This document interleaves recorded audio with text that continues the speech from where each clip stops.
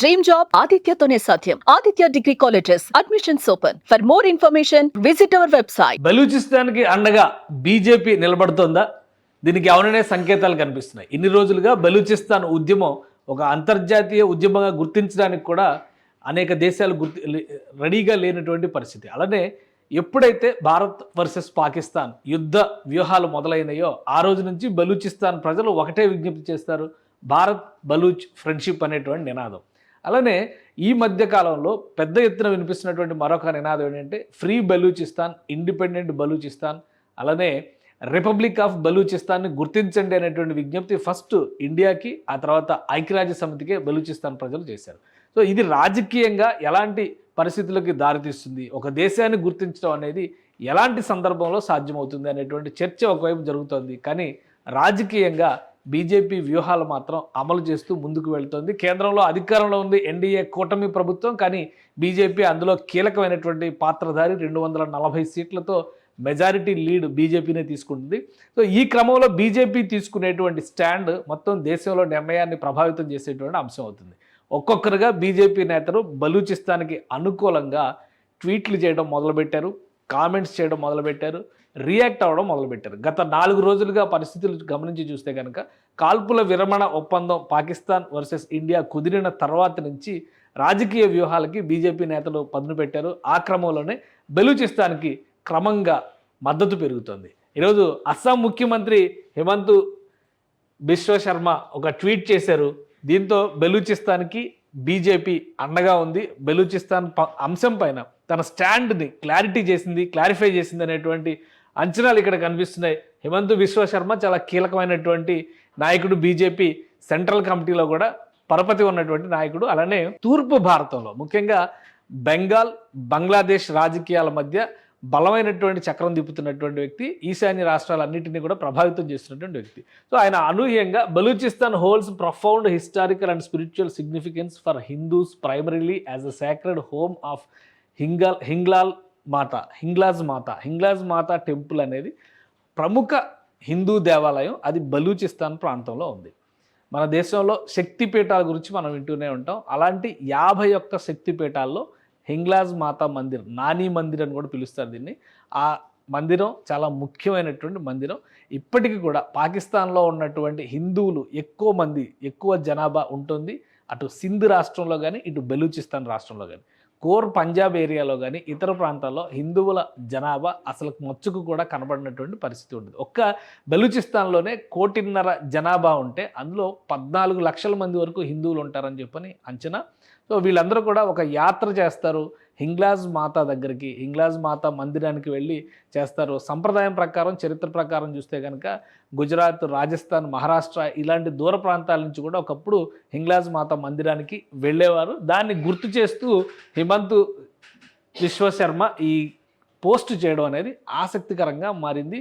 ఇందులో చారిత్రక అంశాలను కూడా ఆయన ప్రస్తావించారు. Beyond its religious important, Balochistan serves as a poignant reminder of the ancient cultural presence of Hindus in the region. అది ఆయన చెప్పాలనుకున్నది ఏంటంటే హిందూ మాతకి సంబంధించినటువంటి మందిరం గురించి ప్రస్తావిస్తూ కూడా ఆ ప్రాంతంలో ఉన్నటువంటి హిందూ సంస్కృతి సాంప్రదాయాల్ని చెప్పారు. Long before the sub continents partition, దేశ విభజన కంటే ముందరే కూడా అక్కడ చాలా బలమైనటువంటి సాంస్కృతిక ముద్ర ఉంది.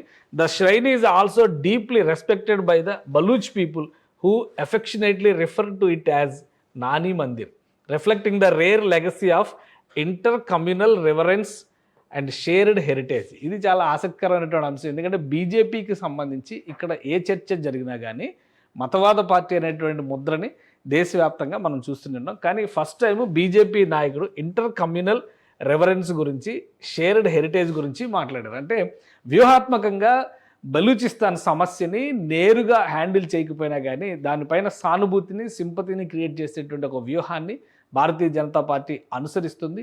ఆ క్రమంలోనే ఈ ప్రకటన, ఈ ట్వీట్ అనేది వచ్చింది. ఒక్క హిమంత్ బిశ్వ శర్మ మాత్రమే కాదు, ఇంకా అనేక మంది బీజేపీ అధికార ప్రతినిధులు కూడా ఈ అంశం పైన ఈరోజు స్పందించారు, ట్వీట్స్ చేశారు, మీడియాకి రియాక్షన్స్ కూడా ఇచ్చారు. సో ఇది ఒక ఆసక్తికరమైనటువంటి పరిణామంగా మనం చూడాల్సి ఉంటుంది. ఎందుకంటే ఇదే కామెంట్స్ని ఇక్కడ చూస్తే మీర్ యార్ బలోచ్ ఈయన ట్వీట్ చేశారు. ఈయన ఒక సామాజిక ఉద్యమకారుడు, బలూచిస్తాన్ ఉద్యమం గురించి సోషల్ మీడియాలో పెద్ద ఎత్తున ప్రచారం చేస్తున్నటువంటి వ్యక్తి. ఆల్రెడీ ఇండిపెండెంట్ బలూచిస్తాన్ ఆవిర్భవించేసింది అనేటువంటి ప్రకటన కూడా ఇచ్చారు.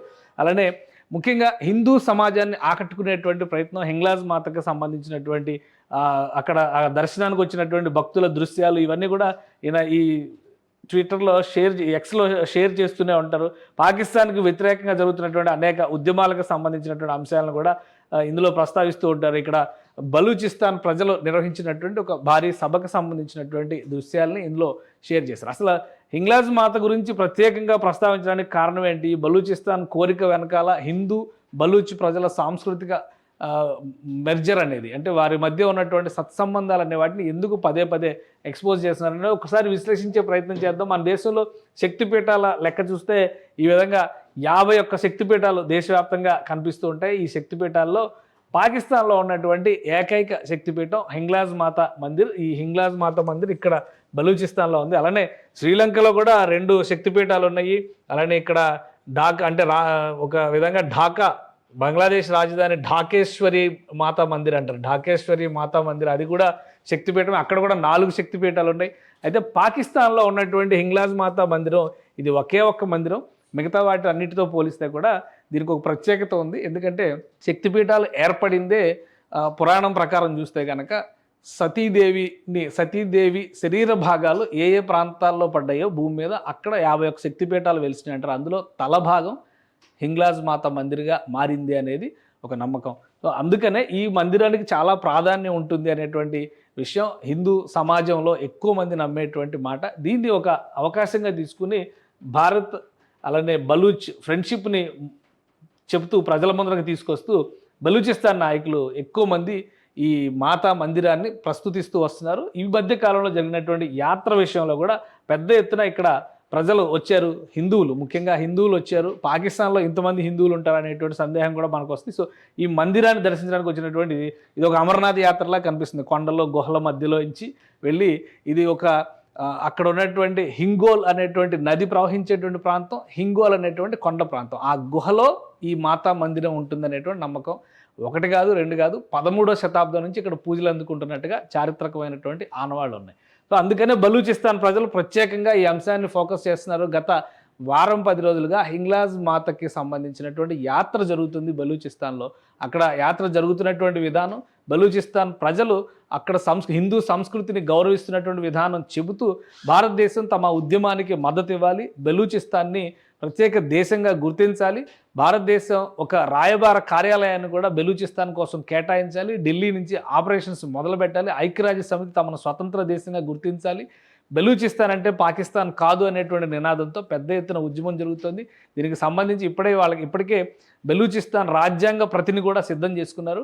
వివిధ సందర్భాల్లో చర్చల తర్వాత డెమోక్రటిక్ రిపబ్లిక్ ఆఫ్ బలూచిస్తాన్ త్వరలోనే ఆవిర్భవిస్తుందనేటువంటి ప్రకటన కూడా చేస్తున్నారు. ఇప్పుడు బీజేపీ రంగంలోకి దిగింది కాబట్టి ఈ ఆందోళన, ఈ ఉద్యమానికి మరింత వెన్నుదన్ను లభించేటువంటి అవకాశం ఉంటుంది.